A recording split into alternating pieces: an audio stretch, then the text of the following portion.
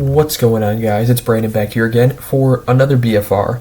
Today we have Game 74 versus the San Jose Sharks that was played on April 14th at 7:30 p.m. The Hawks win the game 5-4 in a shootout. It's Pat Foley's final game, and they get the win, snapping an 8-game losing streak in the process. It is fantastic. It's a party at the United Center. Record 25-38-11. DeHaan was in, Caleb Jones was out. Alex Vlasic was playing against his cousin, Mark Edward Vlasic. Been playing for a while in the National Hockey League since my childhood, so yeah. Shots were 37-32 for San Jose, hits were 29-24 for Chicago, and faceoffs were 39-22 for Chicago. On the power play, Chicago goes 1 for 3, San Jose goes 0 for 1. News coming into this game: Reese Johnson re-signed for 2 years, $800K per, so that's good for him. It was Pat Foley's final game as a broadcaster. He's retiring, and he's retired now. So they honored him. He gave a speech. His entire family was there, except for his late father, the great Bob Foley. His entire family, his mother, and the crowd was chanting his name. Really roused up the crowd. Bettman sent they had videos going, tribute videos going all throughout from people. He had his family. Gary Bettman spoke to him.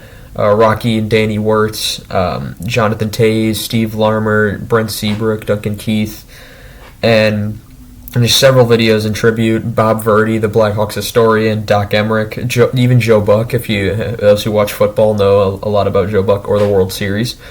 Other news, on the more sad note, Mike Bossy has passed away at age 65. It was recently said that he would be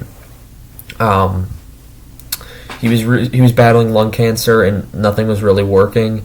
He's been having this issue for a long time. One of the greatest goal scorers who ever played the game, and whose career was cut short due to injury.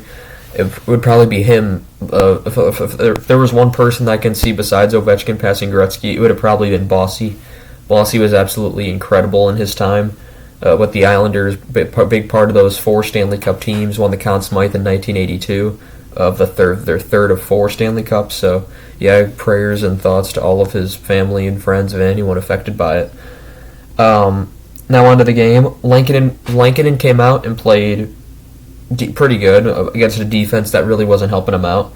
San Jose's defense I thought played excellent, but Reimer was incredible as well. But there were so many high quality chances on the Hawks side that didn't go in that Reimer saved, or blocked shots that the players were getting in on. And Lankinen, either he was getting hung out to dry on some chances, or or he was just out of position. But Lankinen did save 33 out of 37. Reimer saves 28 out of 32, and we get right into the game. So early in the first, on the first shift of the game at 18:42, it's a 3-on-1 goal from Patrick Kane, his 24th of the season, from DeBrincat at Strome to make it 1-0, and what a way to open it. Hawks were having the jump early. Then that Hawks goal came off a shot block. It was a turnover. DeBrincat picked it up, got it right over to Strome. Strome over to Kane. One time tips it into the back of the net past Reimer. Excellent goal. Radish then has a chance stopped. Kurashev robbed by Vlasic. That is Mark Edward Vlasic. I'm going to call Alex Vlasic, and San Jose Vlasic. Kane breaks some ankles on Mechna on a spinorama. Strome then just misses. Then at 15:15, it's a San Jose goal to Timo Meyer's 32nd of the season from Hurdle and Burns to make it 1-1. It was deflected to the right of him, so deflected to the right of Lankinen, and it would have wide open net. There's no chance for Lankinen, and it goes in. Reimer has a good save on DeBrincat. Lankinen makes a good save. Regula has a good block. McCabe and Stas. These names are hard to pronounce. San Jose, you either know the players in San Jose or you don't. They're completely random people, or you'll get like the normal players: Couture, Burns, Carlson, Hurdle, that kind of crew. Then at 12:54, it's Chicago and San Jose each get a penalty. It's Stillman and Vale as they get 5 minutes for fighting each. Strome in the first period, he was getting double coverage the entire game. I'm not sure what they thought Strome was, if he was the star player on the team or what. I mean, Strome's a good player. He's got 21 goals on the season now. But, geez, the way they were guarding him, it was pretty interesting. McCabe and Vale then started a scrum. Carlson has a big slap shot that missed the net. Wouldn't be the first time. And we go to the second period, where at 17:57, it's a San Jose penalty to Balsers for slashing, which would be killed. And then Roenick and Pang, Savard, and Chelios, as well as Troy Murray, they all came into the booth and said congratulations to Pat Foley on retirement. All obviously Pang, he's a broadcaster in his own. He does the St. Louis games and sometimes is on TNT, kind of like Eddie Olczyk, except Eddie Olczyk does Chicago in TNT. Roenick, obviously Blackhawks legend. Only reason he's not in the Hall of Fame because he said some bad things about the league or caused some issues. Same with Steve Larmer, on the other hand, probably the greatest player who did nothing wrong that's not in the Hall of Fame. Over 500 goals as well, him and Roenick both, and both are not in the Hall of Fame. Savard and Chelios, obviously Blackhawks legends, both ambassadors for the team. Troy Murray going through his battle of cancer himself. He's been recovering, so again, good job for Troy Murray. Then Kurashev hits the post. McCabe has a clean hit on Vale, and a guy comes over and puts him in a headlock, and they start fighting. So at 6:39, it's a Chicago and San Jose penalty once again. Coincidental penalties again. It's McCabe and Gregor for roughing. They each get 2 minutes. But San Jose picks up the extra penalty. It's a penalty to Vale for roughing. So the Hawks are up 5-on-4. Balsers, if he didn't fall over, would have had a 4-on-1. The game was getting pretty nasty. On a face-off, Hurdle then head bumps Johnson, and then Johnson gives him a whack, so that was quite interesting. It was getting pretty nasty. Then it's so at 6:25, which was, I believe, that's 14 seconds after the power play started for the Hawks. It's a Chicago tap-in power play goal from Taylor Radish, 5th as a Blackhawk, 9th point, and it's his 9th of the season from Kane and Seth Jones to make it 2-1. Then at 4:07, San Jose responds with a deflection goal of their own. It deflected off Calvin DeHaan, and it's Scott Reedy with his 3rd of the season from Nieto and Chmelski to make it 2-2. So as you could see, you have people like Nieto, who is a bottom sixer that you probably know, and then Chmelski and Reedy. I had never heard of them before. San Jose is just one of those teams that has those guys. Carlson makes an awkward play that's saved. Jones and Radish 2-on-1 is saved, and McCabe hits the crossbar. There's a scramble in front of the net. DeBrincat gets a shot off, and Reimer with an incredible save. That the puck was almost all the way over the goal line before he swats it back. It was very close. They reviewed it, and there was no goal. Then at 2:19, it's a Chicago and San Jose penalty again, and it's McCabe again with Maloch.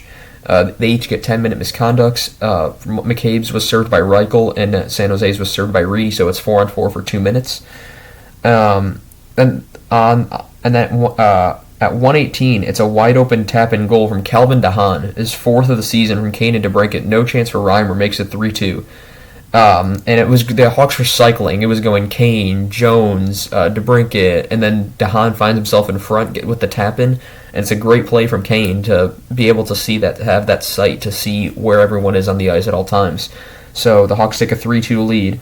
And before the period is out, Alex Vlasic lays a big hit, and then we go to the third, where Stillman starts the period off with a good hit.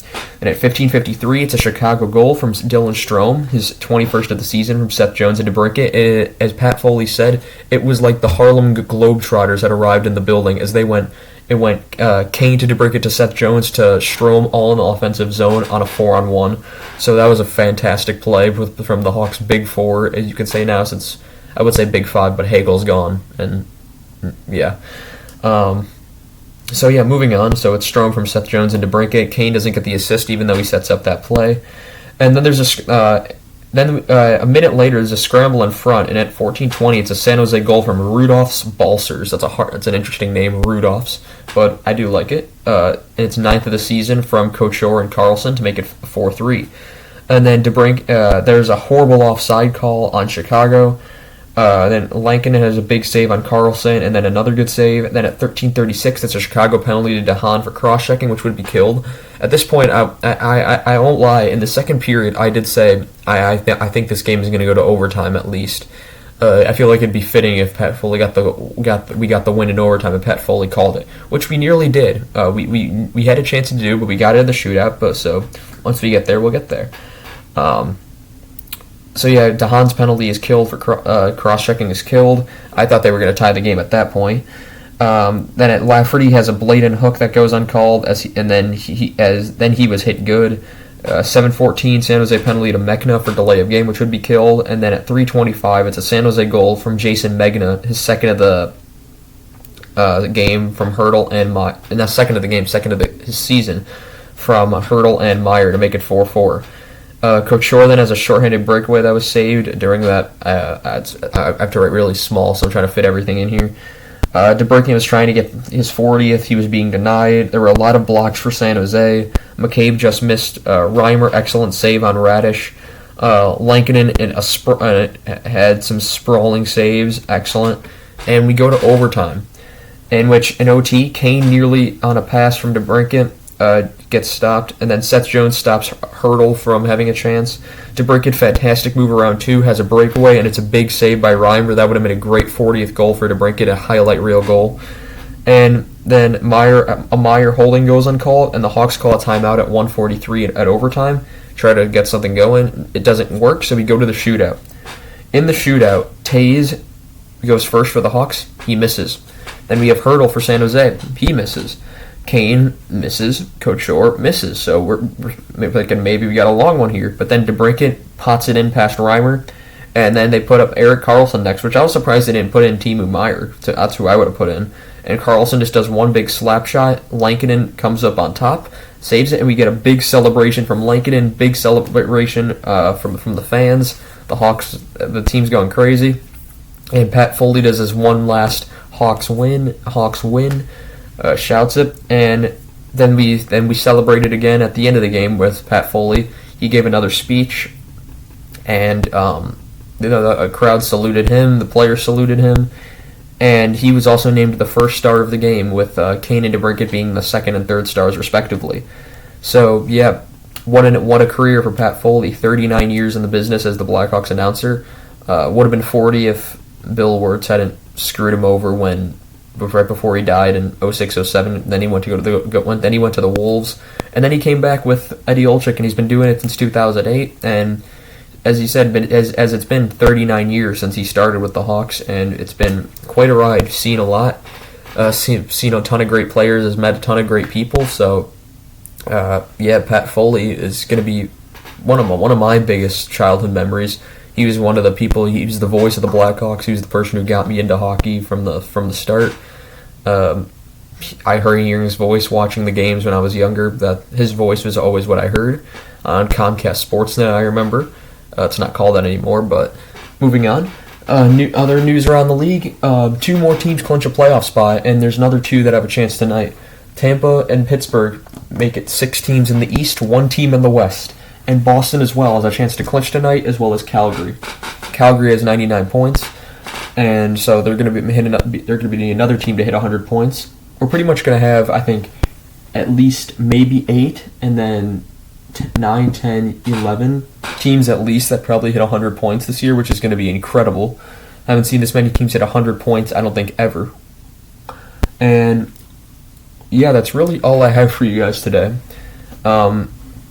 That's really all I can think of to talk about. So we have another game tomorrow against LA. It's no longer going to be Pat Foley doing the broadcasting, so that's going to be a hard adjustment. But yeah, that's all I have for you guys today, and I will see you guys next time. Goodbye.